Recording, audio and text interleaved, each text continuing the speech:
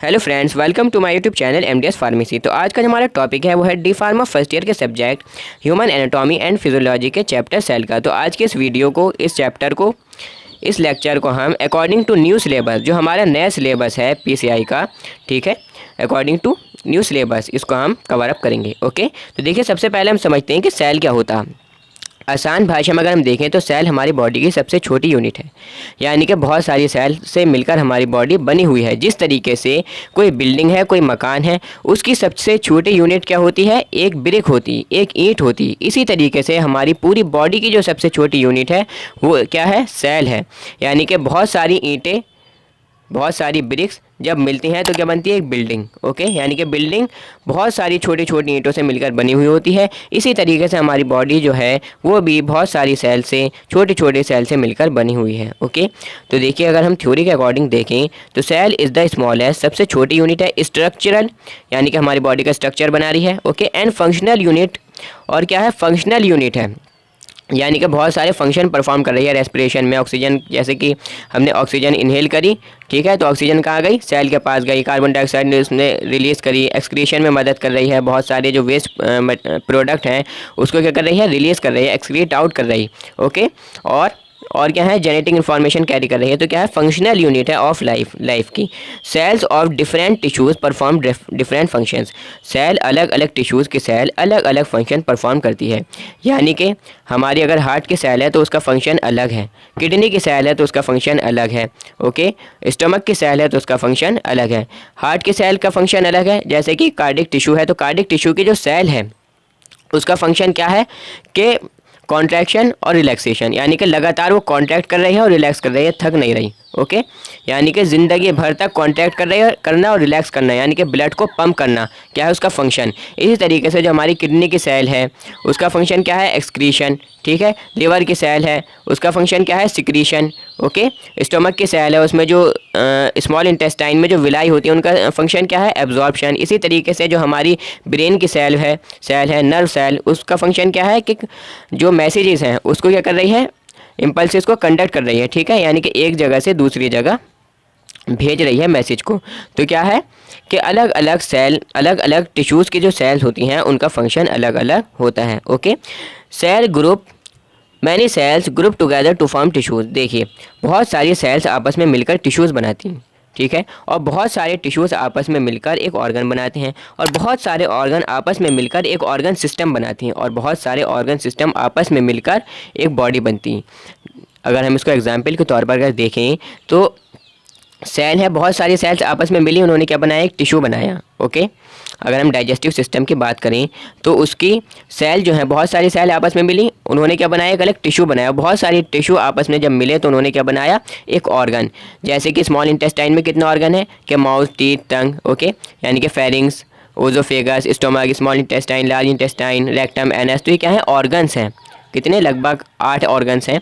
Okay, तो ये अलग अलग ऑर्गन्स हैं, ठीक है, यानी कि बहुत सारे ऑर्गन जब आपस में मिले तो उन्होंने क्या बनाया? एक ऑर्गन सिस्टम बनाया, जैसे कि डाइजेस्टिव सिस्टम जो हमने अभी एग्जांपल लिया है। ओके, और जब बहुत सारे सिस्टम आपस में मिले, digestive system, respiratory system, excretory system, okay, और skeletal system, muscular system, nervous system, reproductive system. Okay, तो ये बहुत सारे सेल आपस में मिलकर मिले तो क्या बनी? एक बॉडी। ओके, तो इसमें भी यही है कि थ्योरी का अकॉर्डिंग अगर हम देखें तो बहुत सारी सेल्स आपस में मिलकर के बनाती हैं टिश्यूज़, और बहुत सारे tissues, many tissues group together to form organs, और बहुत सारे टिश्यूज़ आपस में मिलकर ऑर्गन बनाते हैं। बहुत सारे ऑर्गन्स आपस में मिलकर ऑर्गन सिस्टम बनाते हैं। ओके, और बहुत सारे ऑर्गन सिस्टम आपस में मिलकर क्या बनाते हैं? एक बॉडी बनाते हैं, एक लिविंग बॉडी बनाते हैं। ओके, तो ये हमारा था सेल। अब हम इसको अगर डिटेल में और देखें तो cell is made up of 2 major parts. 2 major part से मिलकर हमारी सेल बनी हुई होती है। ओके, एक है प्लाज्मा मेम्ब्रेन और एक है साइटोप्लाज्म। ओके, देखिए प्लाज्मा मेम्ब्रेन क्या होती है? आउटर कवरिंग होती है सेल की, एक तरीके से बाउंड्री। जैसे कोई बिल्डिंग है, उस बिल्डिंग के चारों तरफ एक बाउंड्री होती है, उसमें दरवाजे लगे हुए होते हैं कि एंट्री के लिए और एग्जिट के लिए। इसी तरीके से जो प्लाज्मा मेम्ब्रेन है ये क्या है? सेल की बाउंड्री है, और इस बाउंड्री में क्या है? इसमें भी गेट्स लगे हुए हैं एक तरीके से। एग्जाम्पल के तौर पर हम देखें, ग्लूकोज को अंदर जाने के लिए इंसुलिन की प्रेजेंस में, और जो एक्सक्रीशन है उसको बाहर निकलने के लिए, ठीक है। तो क्या होता है, इसमें भी एक तरीके से गेट लगे हुए होते हैं। ओके, तो प्लाज्मा मेम्ब्रेन को अगर हम डिटेल में देखें तो plasma membrane is the outer protective covering of a cell. क्या है कि आउटर, बाहरी, प्रोटेक्टिव यानी कि क्या कर रही है, बचा रही है अदर किसी और मटेरियल से, यानी कि इंजरी से, और बहुत सारे एंजाइम्स वगैरह जो हार्मफुल हैं उनसे क्या कर रही है, प्रोटेक्ट कर रही है सेल को। Okay, it allows for the selective entry and exit of the substances into and out of the cell, यानी कि अलाउ करती है सेलेक्टिव एंट्री को, एंट्री के लिए सब्सटेंसेस के, जैसे कि ग्लूकोज इंसुलिन के प्रेजेंस में एंट्री करता है सेल के अंदर, ठीक है, और एग्जिट के, ठीक है नहीं, यानी कि सब्सटेंस को सेल के अंदर जाना और उसके अंदर सेल के अंदर से बाहर निकलना, ये भी क्या करती है, अलाउ करती है प्लाज्मा मेम्ब्रेन। ओके, इसको हम क्या कह सकते हैं, सेल मेम्ब्रेन भी हम इसको कह सकते हैं। ओके, कहते ही हैं बल्कि। नेक्स्ट हमारे इसमें साइटोप्लाज्म। देखिए, जो साइटोप्लाज्म है वो प्लाज्मा मेम्ब्रेन के अंदर होता है। ओके, अगर हम इसको थ्योरी के अकॉर्डिंग देखें तो it is present within the cell, यानी कि सेल के अंदर प्रेजेंट है। और प्लाज्मा मेम्ब्रेन, ये प्लाज्मा मेम्ब्रेन भी हम इसको कह सकते हैं। ओके, यानी कि जो साइटोप्लाज्म है वो प्लाज्मा मेम्ब्रेन के अंदर है, ठीक है। It contain the cell organelles, ये क्या कंटेन करता है, सेल ऑर्गेनेल्स कंटेन करता है, लाइक जैसे कि न्यूक्लियस है, माइटोकॉन्ड्रिया है, ये क्या है, हमारे सेल ऑर्गेनेल्स हैं। एंडोप्लाज्मिक रेटिकुलम है, गोल्जी एपरेचस है, लाइसोसोम्स है, राइबोसोम्स है, सेंट्रोसोम्स है एंड माइक्रोसोम्स। तो ये क्या कर रहा है, ये कंटेन कर रहा है, यानी कि साइटोप्लाज्म के अंदर सेल ऑर्गेनेल्स प्रेजेंट होते हैं। ओके, तो अब अगर हम देखें न्यूक्लियस, जो हमारा फर्स्ट सेल ऑर्गेनेल है और सबसे बड़ा सेल ऑर्गेनेल है पूरी सेल का। ओके, तो अगर हम इसको थ्योरी के अकॉर्डिंग देखें तो सेल क्या है, लार्जेस्ट ऑर्गेनेल है सेल का, ठीक है। Nucleus is the largest organelle in the cells, यानी कि सेल में जो सबसे बड़ा ऑर्गेनेल है वो क्या है, nucleus. Okay, it is bounded by the nuclear membrane, ये किससे बाउंड होता है, न्यूक्लियर मेम्ब्रेन से। जिस तरीके से सेल किससे बाउंड है, सेल मेम्ब्रेन से, प्लाज्मा मेम्ब्रेन से, इसी तरीके से न्यूक्लियस भी किससे बाउंड है, न्यूक्लियर मेम्ब्रेन से। Okay, it contains the nucleolus and chromatin, और इसमें क्या है, न्यूक्लियोलस और क्रोमेटिन प्रेजेंट है। Nucleolus is a highly coiled filamentous structure, nucleus क्या है, हाईली कॉइल्ड फिलामेंटस स्ट्रक्चर है, प्रेजेंट इन द न्यूक्लियस, जो कि न्यूक्लियस के अंदर प्रेजेंट है। Okay, and it is not surrounded by any membrane, और ये किसी मेम्ब्रेन से भी सराउंडेड नहीं है, बट कंटेन्स न्यूमरस ग्रैन्यूल्स, लेकिन छोटे छोटे ग्रैन्यूल्स, बहुत सारे ग्रैन्यूल्स क्या है, कंटेन करता है। Nucleus is the site of ribosomal RNA synthesis, यानी कि आरएनए जो है राइबोन्यूक्लिक एसिड, उसकी सिंथेसिस होती है किसमें, न्यूक्लियोलस में। ओके, तो ऑन द अदर हैंड अगर हम देखें क्रोमेटिन को, तो क्रोमेटिन क्या है, फाइब्रस थ्रेड्स हैं प्रेजेंट इन द न्यूक्लियस, जो न्यूक्लियस के अंदर प्रेजेंट हैं, and compose of DNA deoxyribonucleic acid, और क्या कंपोज किससे बने हुए हैं, ये डीएनए से बना हुआ होता है और प्रोटीन से। Okay, the chromatin contain genetic information, chromatin क्या कंटेन कर रहा है, जेनेटिक इन्फॉर्मेशन कंटेन करता है। ओके, अगर आपने अभी तक हमारे चैनल को एमडीएस फार्मेसी को सब्सक्राइब नहीं करा है तो चैनल को सब्सक्राइब कर लें, वीडियो को ज़्यादा से ज़्यादा शेयर करें, लाइक करें और कमेंट करें अगर कोई क्वेरी हो तो। ओके, तो अब देखते हैं हम फंक्शन ऑफ न्यूक्लियस। देखिए, न्यूक्लियस का फंक्शन क्या होता है, the nucleus is the control centre of the cell, nucleus क्या है, कंट्रोल सेंटर है हमारी सेल का, यानी कि सेल का कंट्रोल सेंटर क्या है, न्यूक्लियस। न्यूक्लियस क्या कर रहा है, पूरे सेल का जो उसके अंदर वर्किंग हो रही है उसको क्या करता है, कंट्रोल करता है। ओके, फॉर मेटाबॉलिज्म के लिए और रिप्रोडक्शन के लिए। Okay, DNA helps in the production of chromosomes, DNA क्या करता है, हेल्प करता है प्रोडक्शन में क्रोमोसोम्स के। ओके, डीएनए किसमें प्रेजेंट है, ये भी न्यूक्लियस के अंदर प्रेजेंट है। Okay, RNA helps in protein synthesis, और आरएनए हेल्प करता है प्रोटीन की सिंथेसिस में। ओके, तो ये हुआ हमारा न्यूक्लियस। अब हम देखते हैं माइटोकॉन्ड्रिया, या ऑर्गेनेल्स तो आपने पढ़ी होंगे क्लास 11th में, लेकिन इसको हम चूँकि हमारे सब्जेक्ट में है फिलहाल, अब हम इसको पढ़ते हैं माइटोकॉन्ड्रिया को। ओके, तो माइटोकॉन्ड्रिया क्या है, देखिए माइटोकॉन्ड्रिया क्या है कि पावर हाउस है सेल का।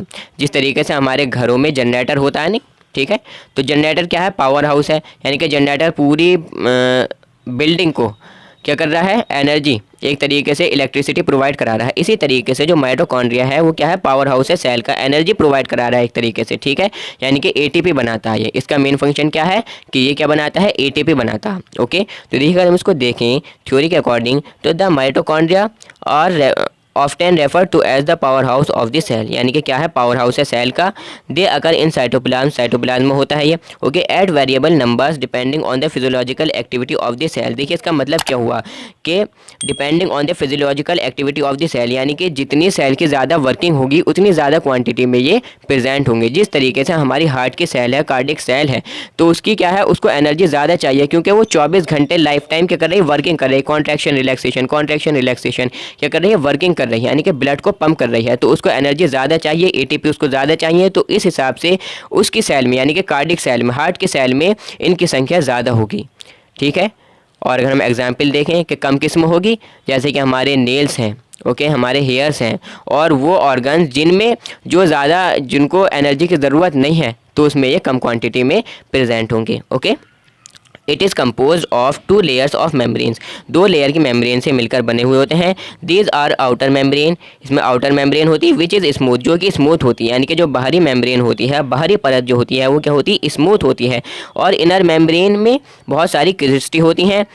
Both these layers enclosed A central cavity, दोनों एक सेंट्रल कैविटी में बंद होती हैं, जिसे हम कहते हैं मैट्रिक्स। ओके, तो ये था हमारा माइटोकॉन्ड्रिया। हम इसके देखते हैं फिजियोलॉजी ऑफ माइटोकॉन्ड्रिया। ओके, तो देखिए, when the nutrients and oxygen come in contact with oxidative enzymes present in the mitochondria.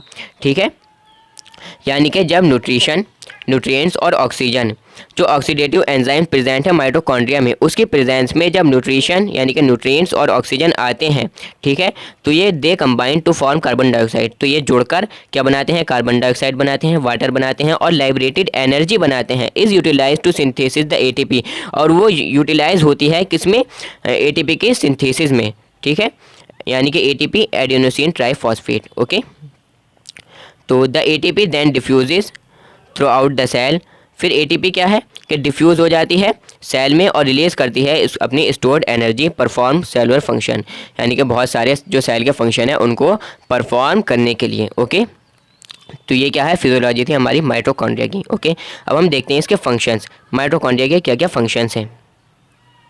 तो देखिए, it is the main site of synthesis and storage of ATP, यानी कि क्या है, मेन साइट है synthesis की बनाने के लिए भी और स्टोरेज करने के लिए भी, यानी कि एटीपी बनाने की भी और एटीपी को स्टोर करने की भी क्या है, मेन साइट है mitochondria. Okay, it is the site for citric acid cycle के लिए, ठीक है, बीटा ऑक्सीडेशन के लिए और यूरिया साइकिल के लिए भी ये साइट है। Okay, it perform the main function of conversion and transfer of cellular energy, यानी कि सेलुलर एनर्जी को क्या करता है, इसका मेन फंक्शन क्या है, यानी कि कन्वर्ट करता है किसमें, सेलुलर एनर्जी में, एटीपी को एक तरीके से। ओके, तो आज के इस लेक्चर में इतना ही। नेक्स्ट लेक्चर में हम पढ़ेंगे लाइसोसोम्स, ठीक है, और जो हमारे अदर सेल ऑर्गेनेल्स हैं उनको हम नेक्स्ट लेक्चर में पढ़ेंगे, और फंक्शन ऑफ सेल, इसको भी हम जो हमारा सेकंड लेक्चर होगा उसमें हम डिटेल में पढ़ेंगे। तो आज के इस लेक्चर में बस इतना ही। Wish you all the best, thank you very much. Please subscribe the channel, like and share the video. If any query please comment. Okay.